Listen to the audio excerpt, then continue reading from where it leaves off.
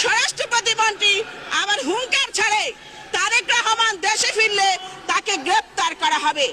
আমরা বলতে চাই, তারেক রহমান বাংলাদেশের রাজনীতিতে উজ্জ্বল নক্ষত্র, তিনি বাংলাদেশের ভবিষ্যৎ। আজকে তারেক রহমানকে ষড়যন্ত্র করে, নির্যাতন করে তারেক রহমানের কোমর ভাঙা যায়, কিন্তু মনোবল ভাঙা যায় না।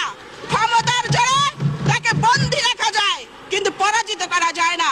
তিনি আজকে অসুস্থ, সুস্থ হবার সাথে সাথে তিনি বাংলার মাটিতে ফিরবেন। কোন বাধা, কোন হুমকি, কোন মামলা তারেক রহমানের দেশে ফিরে আসাকে ঠেকাতে পারবে না ইনশাআল্লাহ। তিনি যেদিন